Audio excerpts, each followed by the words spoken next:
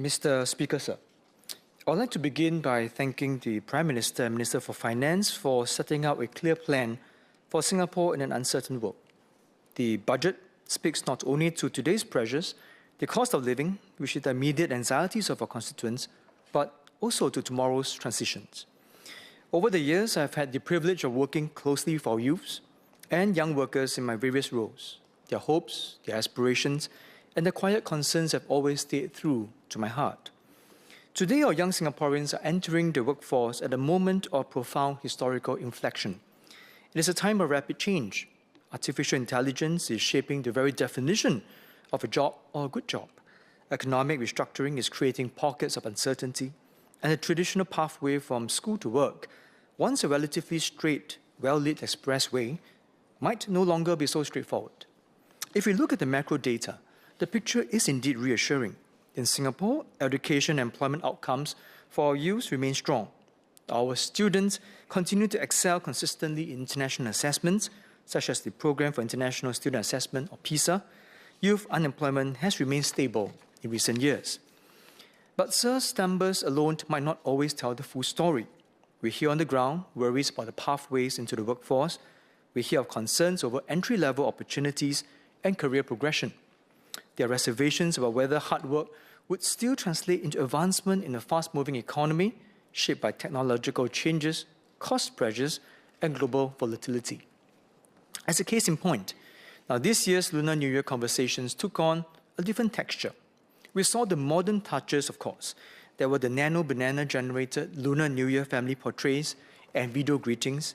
We joke about how AI could never replace the traditional lohei, the human spirit of tossing to prosperity. But there were also conversations that were far more serious. We talk about the impact of AI on work, especially on entry-level jobs. I heard concerned parents speak about how much harder it was for their children to get jobs after school. I heard of some young Singaporeans admit quietly, often with a sense of frustration, about sending out hundreds of job applications before they got an interview. And I heard the other side too. I heard bosses stewing about how they could deploy AI faster in their companies to overcome the manpower crunch. I heard supervisors wondering how they could get their juniors to complement and supervise AI in their daily work. Everyone is trying to grapple with how AI should work for them. Our fresh graduates are capable. They're hungry, but yet many are not fully confident they're equipped for this new job market. This is not just anecdotal. Last year, a quarter of our youth from our Institutes of Higher Learning, or IHL, polled in the NTUC's Youth Employment Outlook, expressed worries about finding a job within 6 months of graduation. They ask, will there be enough entry-level jobs for me? When these youths enter the workforce, they do face competition and a narrowing of good entry-level jobs. They ask, will the skills that I've acquired be relevant, especially in this age of AI? Their concern is also sharpened by technological change. From NTUC's survey on economic sentiments in 2025, the perception that technology or AI will be the greatest risk to their jobs in the next year was highest amongst younger workers, 19%, compared to the average of 16%. 53% of younger workers, more than any other age group, recognize the need to upskill to stay relevant, even if they could keep their job. For them, AI is not just a tool, it is an immediate disruptor that's already reshaping some entry-level jobs. What they are worried about is the focus of my speech today. It's a critical structural challenge facing our workforce. It's a challenge that might threaten to change the social compact for an entire generation of Singaporeans in the years to come. I call it the broken rung. In the past, a fresh graduate entered the workforce and learned by doing. The junior accountant drafted working papers, the junior lawyer reviewed documents, the junior coder does code maintenance, fixes some minor bugs. These were not glamorous tasks. They were routine. We have all done it before in our careers. They were formative. They were the training ground. Today, generative AI performs or could perform many of these routine cognitive tasks in seconds. What once took a week now takes an hour. What once required many juniors to do require a somewhat more senior person armed with some AI tools. But let us be clear, AI does not spell the end of work as we know them today. Many jobs would not be adversely impacted. In fact, many might still be boosted by AI. Research from a 2023-24 National Bureau of Economic Research studying 5,000 customer support agents found that AI assistance significantly boosted productivity, especially for less experienced workers. In some cases, a 2-month-old employee performed like someone with 6 months of experience. This means that the learning curve has been shortened, the barrier to competence has been lowered. The AI did not replace the entry-level worker, it empowered them. It allowed them to punch above their weight almost immediately. This is not replacement, this is augmentation. There may be what economists call a rebound effect too. If AI allows us to build software faster, we may build more software. If it lowers the cost of service delivery, demand may expand. This expands the economic pie.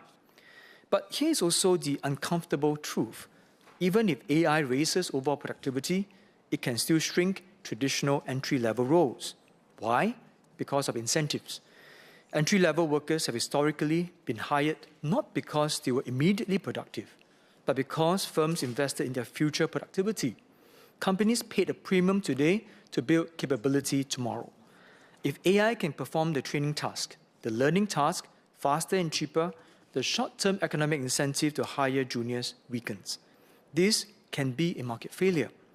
Left entirely to market forces, firms may rationally choose fewer juniors and more AIs. In the short term, that boosts margins. In the long term, it can hollow out the pipeline of middle-level Singaporean talent. Compounding this, our higher cost structure and manpower tightness in Singapore have prompted some companies to cite teams of knowledge entry-level workers in the region while retaining the quality control and supervisory roles here. This is understandable as companies seek to control cost while retaining quality. In isolation, this is not a bad situation for Singapore as we retain higher value work. However, this also means that entry-level jobs might not be available in the same number over time. And this might worsen the hollowing out of the Singaporean middle management. We risk what I call a missing middle. Powerful algorithms, a thin layer of senior experts, and too few local managers and specialists in between. Now, this will not just be an economic problem. This would be a social one too.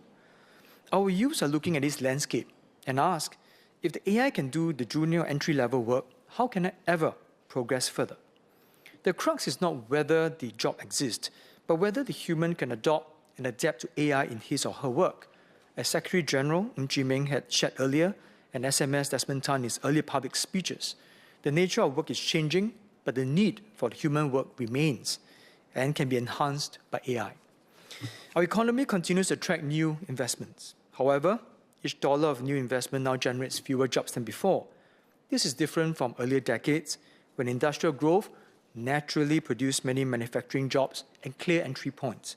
But this is natural and to be expected as a global economic structure changes.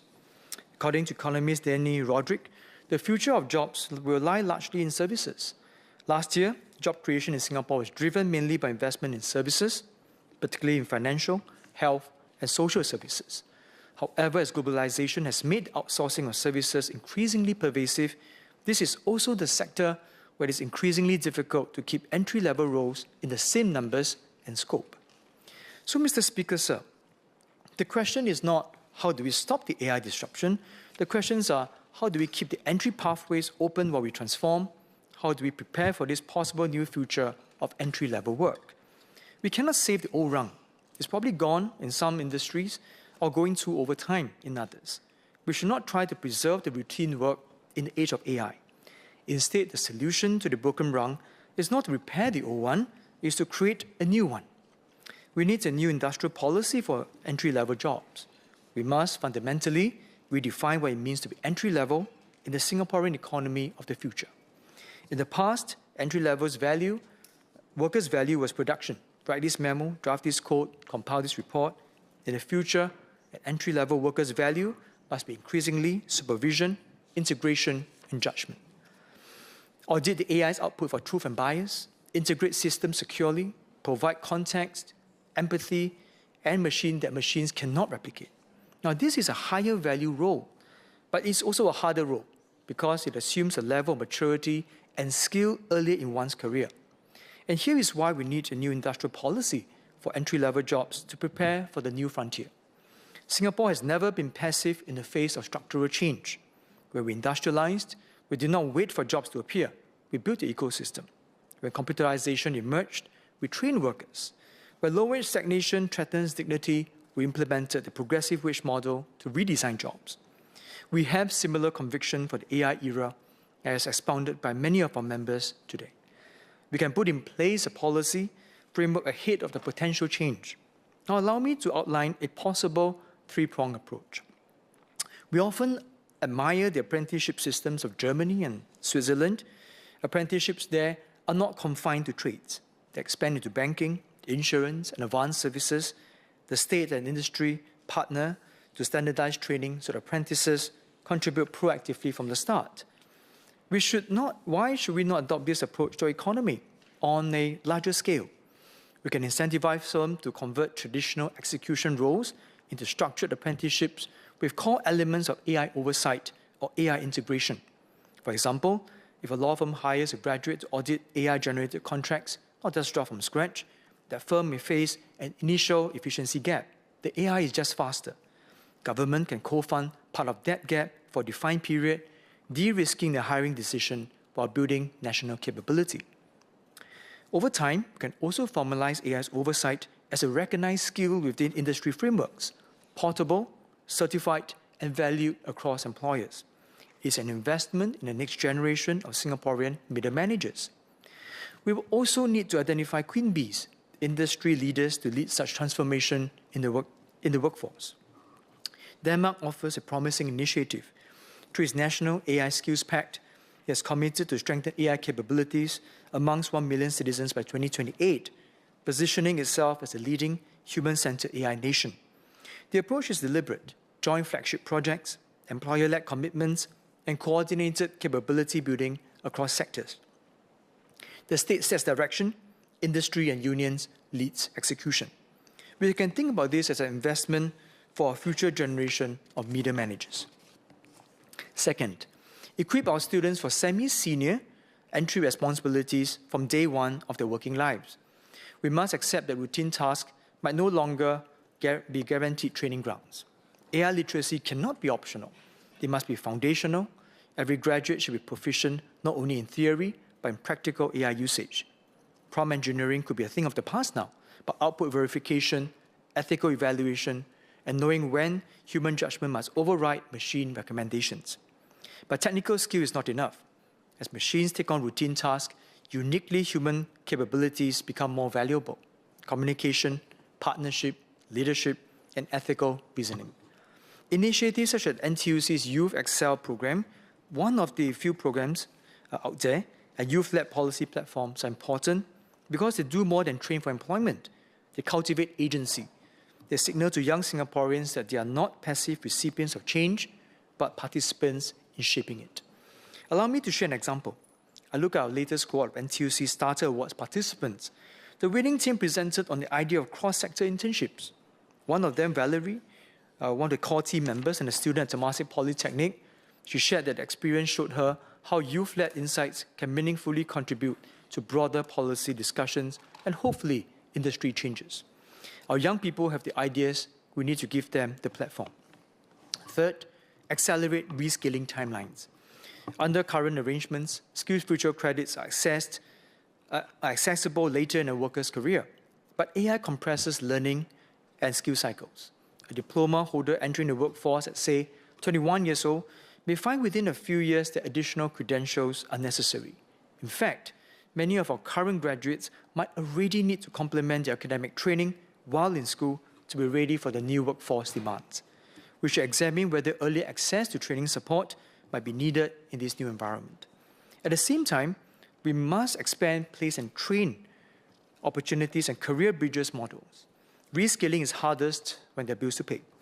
Structured pathways that combine employment and training reduce risk and increase participation. Mr. Speaker, sir, some may ask, can Singapore manage the sweeping changes AI will bring? Our history says yes. Each time our economy evolved, we did not retreat. We responded with policy creativity and tripartite partnership. The question before us is not whether AI will transform work. It will. The question is whether transformation strengthens or weakens the Singaporean promise. The broken rung is a structural shift, but it need not be a structural failure. If we do not innovate ahead of time, we risk a missing middle crisis, a hollowed-out workforce. We risk discouraging our youth and weakening our social compact. But if we act now to recreate the entry-level job, we can turn this disruption into an opportunity.